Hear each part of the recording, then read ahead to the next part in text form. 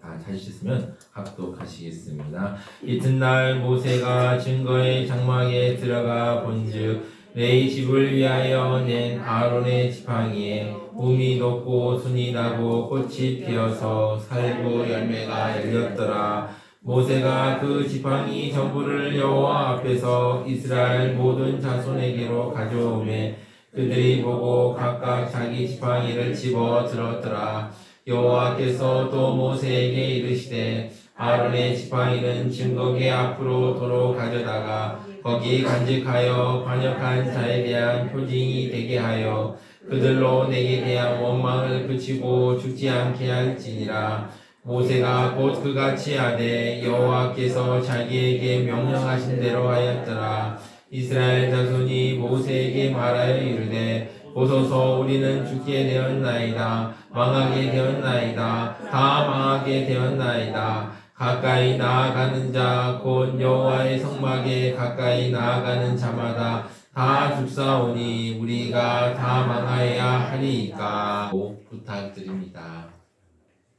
사랑하는 새소망교회 성도 여러분, 오늘 주예전에 오신 성도님들 한 분 한 분에게 하나님의 은혜와 사랑과 축복이 넘쳐나시기를 진심으로 축원합니다. 네. 옆에 오신 분들이 오늘도 잘 오셨습니다. 인사 한번 해주시기 바랍니다. 오늘도 잘 오셨습니다. 오늘도 잘 오셨습니다. 정말 너무도 귀합니다. 우리 성도님들 한 분 한 분 얼마나 귀한지 모르겠습니다. 예수님의 그 십자가의 그 고통, 그 정말 그 피값으로 우리 한 사람 한 사람 하나님의 자녀로 사셨지 않습니까? 그 한 분 한 분 우리 성도님들이 얼마나 귀한지 모릅니다. 정말 저도 이렇게 정말 좋은데 하나님께서 얼마나 우리 성도님들 보기에 좋으신지 모를 것 같습니다. 우리 모두는 세상을 살면서 불편함이 없을 수는 없습니다. 왜냐하면 아무리 세상이 좋아도 이 우리 세상은 어떤 세상일까요? 광야와 같기 때문입니다. 광야. 우리 성도님 광야에 한번 가보신 분 있으신가요? 저는 가본 적이 없습니다. 그런데 성지 순례에 갔다 온 친구들 얘기를 들으면 이 광야가 참 살기 어렵다고 그러더라고요. 정말 기온 차이도 막 극심합니다. 낮에는 막 40도, 50도까지 가다가 막 밤이 되면 막 영하 막 10도 막 이렇게 떨어지니까 정말 힘들다고 하지요. 이 세상이 그런 것 같아요. 광야 같은 세상인 것 같습니다. 이 세상을 살아갈 때 우리는 우리 옆에 있는 사람들을 비교할 때가 많습니다. 그래서 다른 사람의 환경과 나의 환경을 비교하면 부족하고 답답함이 있어 원망하며 신세를 한탄할 때가 있습니다. 그래서 유명한 속담이 있죠. 사촌이 땅을 사면 배가 아프다. 사촌이 땅을 샀는데 제 배가 아파요. 참 이게 참 어쩔 수 없는 현실인 것 같습니다. 인생을 살아가신 동안 우리는 많은 일을 겪습니다. 그 중에 아프고 서러운 스토리가 있죠. 죄로 인해서 부패한 세상을 살아가는 우리가 어떻게 아프고 서러운 일을 겪지 않을 수가 있겠습니까? 없습니다. 마치 이건 오염된 강가에서 마실 물을 찾는 것과 같은 것입니다. 인생을 살아오면서 넘어지고 깨어져서 상처를 받지 않은 사람이 얼마나 있겠습니까? 다 상처를 주기도 하고요. 받기도 합니다. 이것은 당연한 일입니다. 그래서 인생을 아는 사람들은 늘 조심합니다. 그럼에도 불구하고 어려운 일이 없을 수는 없습니다. 그러나 그 안에도 감사의 제목들이 있습니다. 2차 세계대전 시기에 많은 젊은이들이 전쟁터에서 죽었습니다. 얼마나 꽃다운 젊은이들이 그 전쟁터에서 죽었습니까? 그래서 많은 부모들이 죽은 아들을 추모하면서 자신이 다니는 교회에 헌금을 했습니다. 그러자 어느 부인이 남편에게 속삭였습니다. 우리도 아들을 위해서 그들처럼 헌금해요 라고 말했습니다. 근데 남편이 듣고 깜짝 놀라는 것입니다. 지금 무슨 얘기하는 거야? 우리 아들은 살아있잖아 라고 이제 얘기합니다. 그러자 부인이 이렇게 얘기합니다. 맞아요. 하지만 우리 아들의 생명을 지켜주신 하나님께 감사를 드리자는 거예요 라는 이런 이야기가 있습니다. 우리는 현실의 삶 속에서 감사의 제목을 찾아야 됩니다. 그런데 오늘 이제 민수기 본문 바로 앞절 바로 16장에서 보면 감사의 제목을 찾지 못한 사람들이 있었습니다. 고라와 250명의 지도자들이 감사의 제목을 찾지 못했습니다. 이들은 불량배가 아니었습니다. 나쁜 사람들이 아니었습니다. 하나님의 말씀을 알만한, 소위 알만한 사람들이었습니다. 우리로 치면 교회의 장로님들과 같은 분들이었습니다. 장로님 한 분 세워지기 얼마나 어렵습니까? 하나님의 은혜가 있어야 세워지지 않습니까? 이렇게 하나님의 택하심을 입은 사람들이었습니다. 그런데 이들이 모여서 반역하였습니다. 그리고 그들은 하나님께서 부르지도 않았는데 자기들이 마음대로 제사장이 되겠다고 말합니다. 하나님의 뜻은 상관없이 자기들 마음대로 하는 왕국을 만들려고 했어요. 그러자 하나님께서 진노하셔서 땅이 입을 열게 하시고 고라를 비롯한 추종자들을 삼키게 하셨습니다. 하나님께서 직접 불을 내게 하여 하나님께 반역한 250명의 지도자들을 태웠습니다. 이 정도 하나님께 벌을 받았으면 회개하고 돌이키면 얼마나 좋았을까요? 그런데 이스라엘 백성들은 다시 원망합니다. 이번에는 모세가 사람들을 죽였다고 다시 비난하고 모세와 아론을 둘러쌉니다. 이때 모세와 아론은 회막을 바라봅니다. 하나님이 계신 걸 바라볼 수밖에 없죠. 모세와 아론이 회막에 이르자 하나님께서 깨닫지 못하고 원망하며 죄를 짓는 백성들에게 전염병을 보냅니다. 그래서 14,700명이 전염병으로 죽어가기 시작했습니다. 모세와 아론에게 화내고 하나님 앞에 불순종한 사람들이 픽픽 쓰러지기 시작했던 것입니다. 결국 제사장인 아론이 급히 달려가 속죄 제사를 드릴 때야 연병이 멈추었습니다. 이스라엘 백성들은 원망이 습관화되었습니다. 무슨 문제가 생기면 원망부터 합니다. 무슨 문제가 생기면 누구 탓부터 돌립니다. 무슨 문제가 생기면 정죄하고 욕하였습니다. 이런 죄로 인해 원망이 습관이 된 백성들은 이대로 두면 다 광야에서 죽을 것이었습니다. 우리는 원망과 불평을 죽여야 살 수 있습니다. 교만과 시기를 없애야 살 수 있습니다. 탐욕과 정욕과 같은 죄를 버려야 살 수 있습니다. 이렇게 해야 광야 같은 세상에서 하나님의 은혜를 누릴 수가 있습니다. 이렇게 해야 은혜를 받아야 하나님의 부르신 목적을 향해 나아갈 수 있습니다. 하지만 이스라엘 백성은 그렇지 않았습니다. 고라의 반역 사건과 관련하여 약 15,000명이 죽었습니다. 그러나 그들은 여전히 깨닫지 못하고 원망하고 죄를 지었습니다. 그래서 참다 못한 하나님께서 모세에게 지시하셨습니다. 지파별로 지팡이 하나씩을 준비하라고 말합니다. 그리고 나서 그 지팡이에다가 지파별로 이름을 쓰라고, 대표자의 이름을 쓰라고 지시하셨습니다. 레위 지파 지팡이에는 아론의 이름을 쓰라고 지시하셨습니다. 그리고 각 지파의 이름이 새겨진 지팡이 12개를 하나님을 만나는 지성소의 증거궤 앞에 두었습니다. 그리고 모세를 통하여 하나님께서 택하신 자의 지팡이에 싹이 날 것인데 그것을 통해 하나님께서 누구를 택했는지 알게 할 것이고 원망하는 말을 그치게 할 것이라고 이스라엘 백성들에게 전하였습니다. 사랑하는 성도 여러분, 생각해보면 말이 안 되는 일입니다. 지팡이는 나뭇가지를 잘라서 만들기에 생명이 없습니다. 아론이 사용한 지팡이라면 출애굽하기 전부터 썼던 지팡이였을 것입니다. 가지에서 잘린 지는 적게는 몇 년, 많게는 수십 년이 되었고 죽은 것이기에 스스로 싹을 낼 수 없습니다. 지팡이는 죄를 지어 하나님을 떠나 생명 없는 사람들과 같습니다. 하나님을 떠난 사람들 모두가 나무에서 잘린 가지와 같습니다. 생명이 없습니다. 잘린 가지는 잠시 살아있는 것 같지만 시간이 지나면 잎사귀가 떨어지고 죽습니다. 왜 그럴까요? 생명이 없기 때문입니다. 나무에 붙어있으면, 나무에만 붙어있기만 하면 가지가 말라서 붙은 것 같고 막 생명이 없는 것 같이 보여도 겨울이 지나면 다시 싹이 돋습니다. 저는 이제 봄이 올 때마다 참 놀랍니다.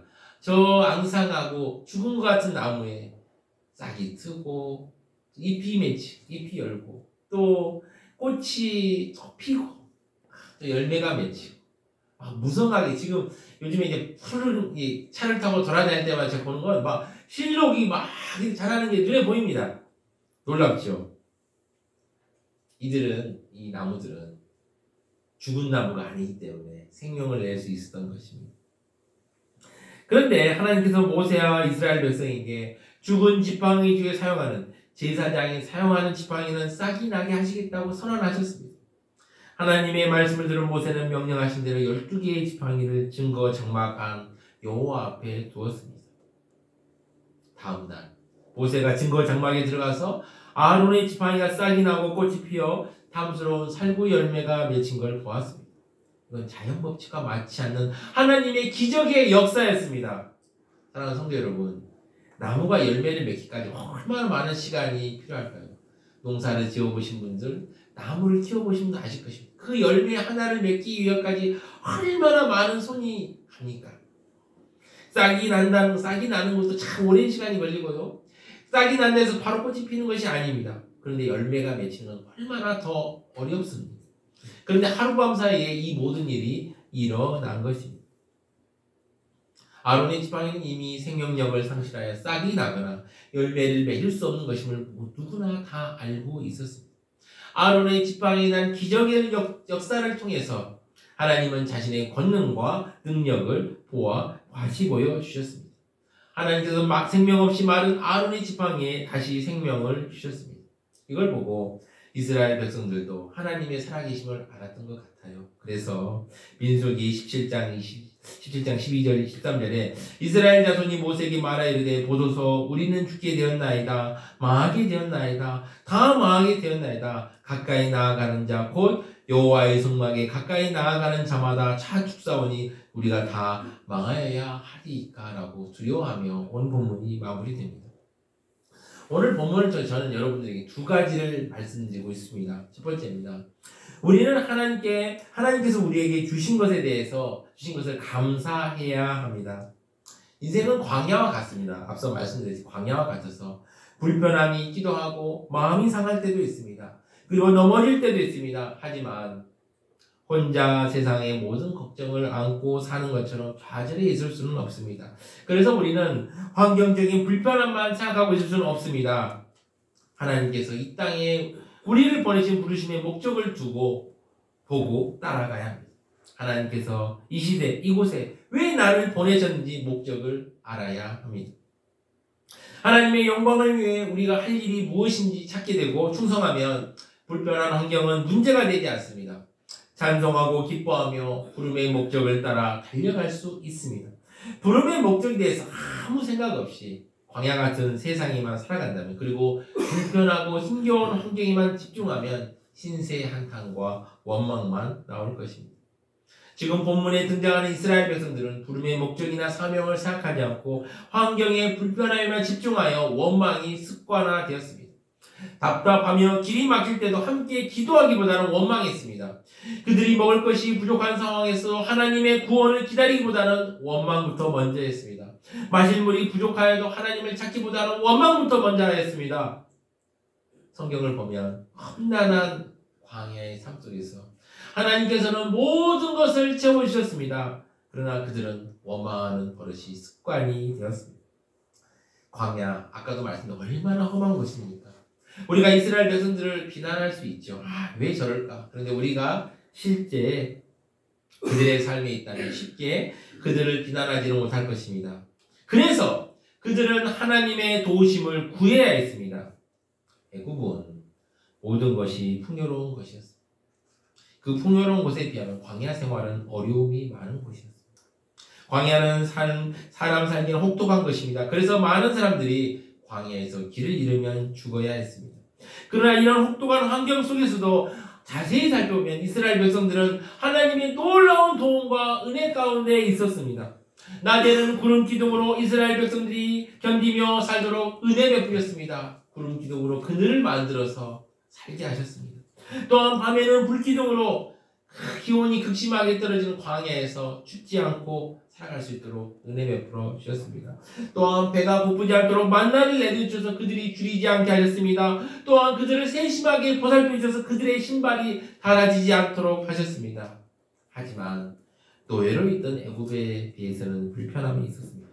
그래서 그들은 처음에는 모세의 지도력이 부족하다고 원망했습니다. 나중에는 하나님의 은혜를 하찮게 여겼습니다. 마지막으로는 하나님의 뜻을 대놓고 거역하였습니다.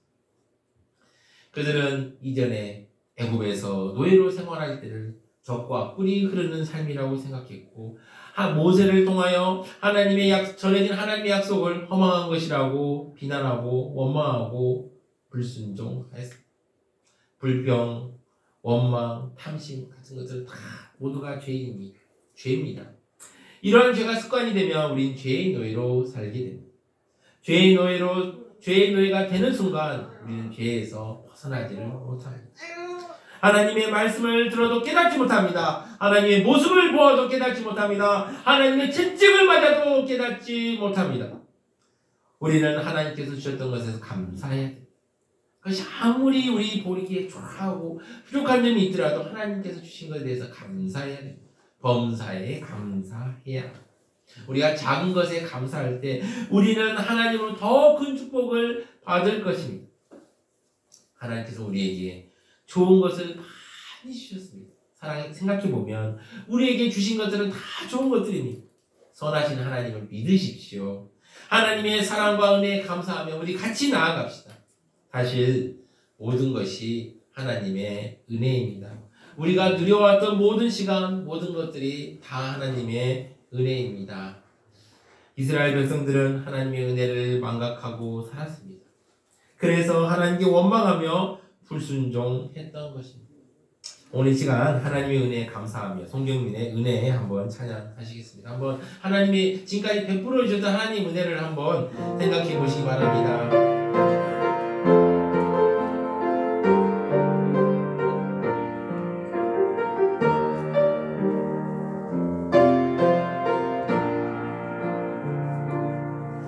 내가 누려왔던 모든 것들이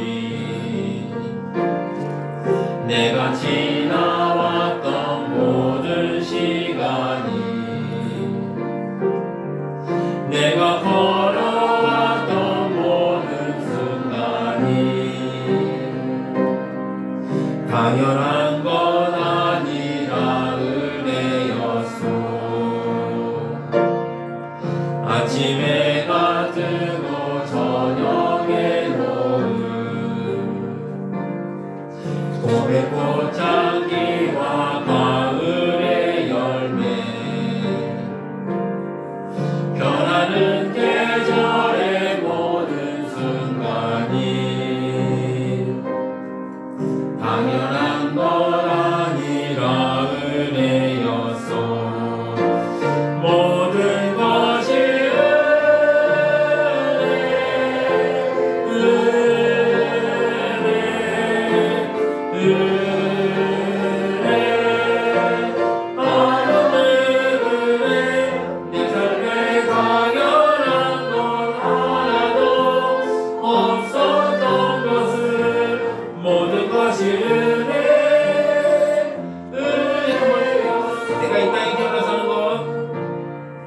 내가 이 땅에 태어나 사는 것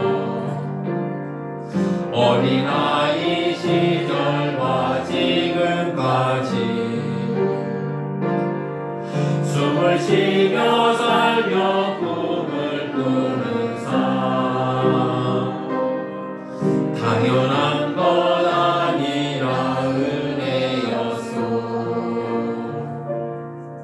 내가 하나님의 자녀로 살며 오늘 찬양하고 예배하는 삶 복음을 전할 수 있는 축복이 당연한 것 아니라 은혜였소. 모든 것이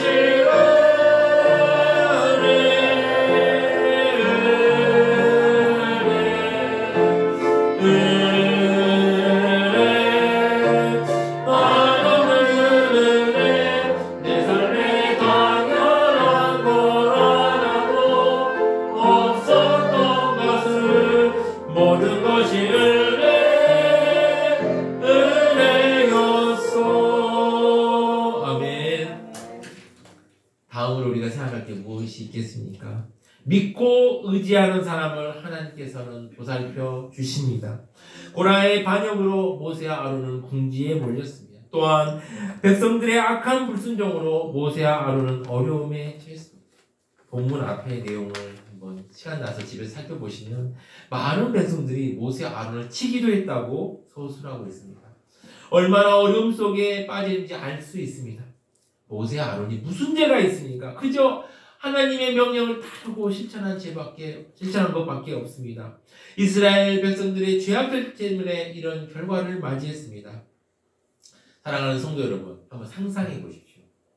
적게는 수만, 많게는 수십만의 사람들이 모세와 아론 앞에서 비난을 퍼붓고 분위기가 험악하게 되는 상황이 되었을 뿐만 아니라 모세와 아론을 치려고 했습니다. 아마 돌들도 몇 개 날아온 상황이었을 것입니다.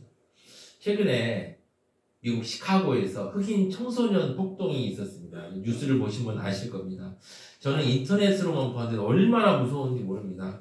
그때 있었던 청소년들이 한 1000명 정도라고 하는데요. 이 1000명이 모아서 막 가게를 약탈하고 막 차를 부수고하는데 내가 그 안에 있었으면 어떻게 되었을까 막 두려움에 떨었습니다. 나중에 경찰이 왔는데 겨우 15명 정도만 잡을 수 있었다고 하더라고요.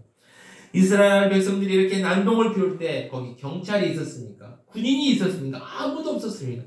얼마나 위태로운 상황입니까? 저 같았으면 쓰러져 기절할 만한 상황이었을 것입니다. 그런데요, 그때 하나님께서 놀라운 제안을 하시고 그리고 앞서 보셨듯이 놀라운 일을 보여주셨습니다. 하나님께서 모세와 아론의 편을 들어주신 것입니다. 사랑하는 성도 여러분, 우리는 하나님의 보호하심을 기억해야 합니다.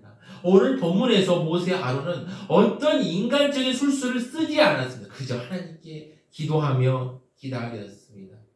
여기 모인 성도님들도 세상을 살아가시면서 편하고 좋을 때만 있겠습니까? 힘들 때도 있지 않겠습니까? 억울할 때도 있고, 나 정말 너무 억울해 할 때도 있고요. 나는 내 이런 고통을 받지 않아도 되는데 왜 나는 이 고통을 받을까라고 생각할 때도 있으실 것입니다. 사랑하는 성도 여러분, 기억하십시오. 하나님은 하나님을 믿고 의지하는 사람을 버리지 않습니다. 세상의 뉴스를 보면 두렵고 어려운 일이 많습니다. 뉴스만 보면요, 이 세상 어떻게 돌아가나 문 밖에 나서기가 마음이 어렵기도 합니다. 저만 그럴까요? 우리 성도님도 그러지 않을까요? 세상을 나가서 정말 세상 속에서 살아있는 우리 성도님들 얼마나 그 마음이 더 힘드실까 생각해보면 제 가슴이 막 먹먹해지기도 합니다. 또한 뉴스보다 더 냉혹한 세상 이야기를 들을 때마다 우리 마음이 위축되고 방어적인 마음만 가득할 때가 많을 것입니다. 그러나 오늘 모세와 아론을 보십시오. 오늘 지금 상황에서 모세와 아론은 성난 군중의 분노를 온전히 받아야 했고 지금 정말 너무도 험악한 상황 한가운데 있어야 했습니다. 모세는 거짓말도 하지 않았습니다. 그저 하나님만 의지하며 기도할 뿐이었습니다. 그때 하나님께서는 모세와 아론을 구원했을 뿐만 아니라 나아가 모세와 아론을 선택하였음을 보여주고 있습니다. 지금 우리에게 많은 불안함과 고통이 다가오곤 합니다. 많은 사람들은 이런 불안, 고통이 다가올 때 그 불안과 고통만 바라보는 경우가 많습니다. 그 고통과 불안만 마음에 가득 채우는 경우가 많습니다. 그러나 우리는 아무것도 두려워하지 말아야 합니다. 왜 그럴까요? 하나님께서 우리를 지켜주시기 때문입니다. 오늘 본문에서 모세와 아론은 스스로 막 겁에 질리거나 막 정말 위축되지 않았습니다. 차라리 급박한 상황이 되면 어떤 행동을, 이상행동을 막 보인다고 하죠. 이상행동을 보인다. 막 급박하게 되면 막 정말 막 평소에 하지 않은 이상한 행동을 막 보입니다. 그러나 모세 아론은 이 상황 속에서도 하나님께 기도하고 매달렸습니다. 우리는 우리를 위협하는 사람들에게 세상적인 수단을 쓰고자 하는 유혹을 받기도 합니다. 그들이 우리를 힘들게 하듯이 우리도 그들을 힘들게 하려는 유혹을 받습니다. 저도 이제 사역을 하다 보면 가끔 그런 분들이 있어요. 아니, 저를 이유 없이 막 미워하는 분들이 있더라고요. 가끔 보면요. 이럴 때 왜 그러냐면 사람이 서로 다르기 때문에 이 다르다는 걸 이해하지 못하고 나와 너가 다른데 이 다름을 서로 이해하고 서로 화합하면 좋겠는데 이 다르다는 걸 나쁘다, 틀리다고 생각하시는 분들이 종종 있으신 것 같아요. 그래서 저도 가끔 이렇게 힘들었던 경험들이 있습니다. 그럴 때 저도 그런 유혹을 받죠. 나도 그들이 나를 힘들게 했지. 나도 그들을 한번 힘들게 한번 해볼까? 그러나 오늘 본문에서 모세는 철저하게 기도하는 삶을 살았습니다. 거대한 무리의 반역과 불신앙 앞에 소수의 외침은 아무런 힘도 없어 보입니다. 하나님께 반역하는 무리들 앞에 모세 아론은 죽은 듯이 엎드릴 수밖에 없었습니다. 그때 하나님은 모세 아론을 편을 들었습니다. 하나님은 하나님을 믿는 사람을 버리지 않습니다. 하나님을 의지하는 사람을 버리지 않습니다. 우리는 이것을 잊지 말아야 합니다. 많은 경우 우리는 이것을 잊어버립니다. 우리는 하나님이 있다는 것과 우리 주님께서 우리를 위해 기도하고 있음을 늘 생각해야 합니다. 사람은 생각보다 눈앞에 있는 일에 크게 영향을 받습니다. 그래서 우리는 순간적으로 하나님을 잊어버릴 때가 있습니다.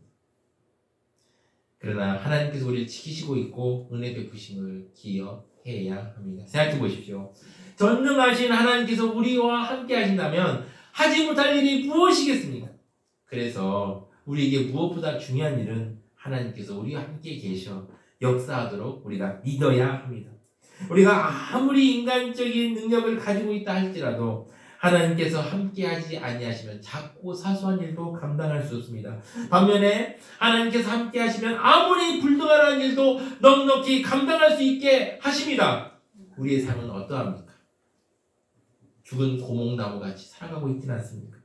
인생의 삶이 어디 고여 썩어져가는 물보다 못한 삶을 살아가고 있지는 않습니까? 생명의 소망도 없이 살았으나 사실상 죽은 인생 같은 삶을 살아가고 있지는 않습니까? 많은 사람들이 이런 삶을 살아갑니다. 우리는 이런 삶을 살아가지 말아야 됩니다.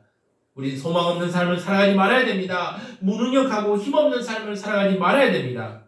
지금부터 우리의 삶 속에 싹이 나야 됩니다. 그리고 지금 우리 인생 속에 소망이 생겨야 합니다. 그리고 지금부터 우리 믿음 안에 부활의 확신이 가져야 합니다.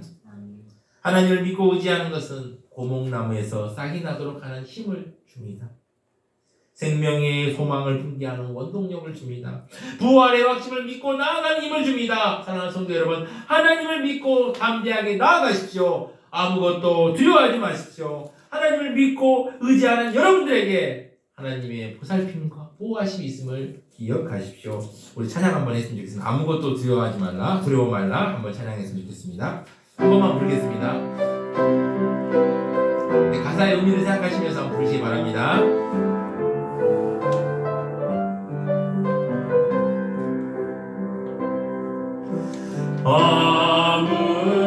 아무것도 두려워 말라. 주 나의 하나님이 지켜주시네. 놀라지 마라. 겁내지 마라. 주님 나를 지켜주시네. 아무것도 두려워 말라. 아무것도 두려워 말라. 주 너의 하나님이 지켜주시네. 놀라지 마라. 겁내지 마라. 주님 나를 지켜주시네.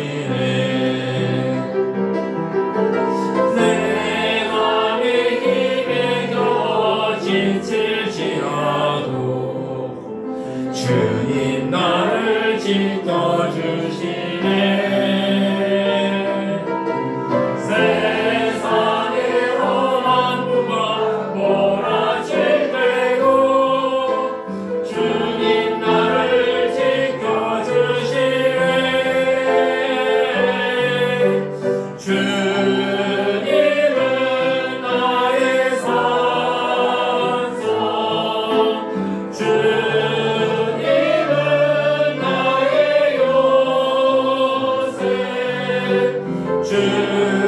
주님은 나의 소망, 나의 힘이 되신 주님은 나의 산성.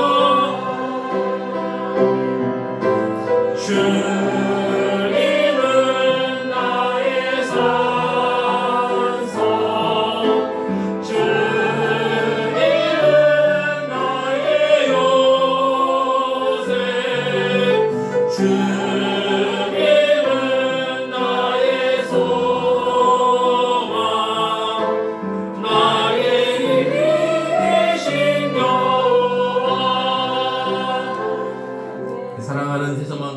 성도 여러분, 하나님께서 주시는 것에 우리 감사합시다.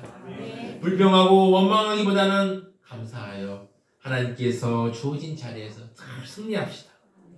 또한 하나님을 믿고 의지하여 하나님이 돌보시는 은혜의 손안에 거하십시오. 우리의 삶은 마른 지팡이같이 말라 열매를 맺지 못하는 인생입니까? 아니면 하나님의 은혜 가운데 싹이 나서 꽃이 피고 열매를 맺는 인생입니까? 오늘 이 말씀을 듣고 하나님을 믿고 의지하며 살아간다면 원래는 마른 지팡이 같은 인생이지만 싹이 나고 꽃이 피어서 열매 맺는 삶을 살아가게 될 것입니다. 이러한 우리 성도님들에게 생명의 소망이 넘쳐날 것입니다. 부활의 소망이 충만할 것입니다. 생명력이 넘치는 삶을 살 것입니다. 하나님의 은혜에 감사하며 하나님을 믿고 의지하며 생명력 있는 삶을 살아가시는 사랑하는 새소망교회 성도님 되시기를 진심으로 축원합니다. 우리 다 같이 합심하여 기도하겠습니다.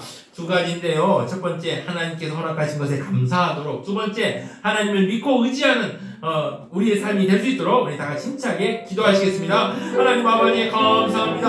아버지 은혜 가운데 주님께서 허락하신 걸 살펴보면 아버지 얼마나 감사한 것들이 그렇게 많은지요. 아버지 우리가 정말 아버지 감사를 모르고 살았음을 회개합니다. 용서하여 주시옵소서. 우리가 하나님을 믿고 아버지 하나님께 허락하신 것을 아버지와 감사하며 아버지 나아가고자 합니다. 주여 우리 마음속에 감사의 마음을 크게 부어주시고 아버지 함께하여 주시옵소서. 또한 주님 간절히 기도합니다. 세상의 풍파가 아버지 우리에게 몰아옵니다. 주여 아버지 하나님만 믿고 의지하며 나아가는 우리가 되게 하여 주시옵소서. 하나님만 믿고 승리하는 아버지 우리 성도님들 될 수 있도록 주여 함께하여 주시옵소서. 은혜를 베풀어 주시고 함께하시고 아버지 축복하시고 아버지 붙들어 주시옵소서. 아버지 하나님만 믿고 나아가는 우리 귀한 성도님들 한 분 한 분마다 승리를 경험할 수 있도록 주여 함께하여 주시옵소서. 네, 사랑의 하나님 아버지 감사합니다. 오늘 말씀을 통하여 하나님께서 허락하신 것에 대해서 감사하며 하나님을 믿고 의지하는 우리가 될 수 있도록 함께하여 주시옵소서. 이 모든 말씀 우리 주 예수 그리스도의 이름으로 기도드립니다. 아멘.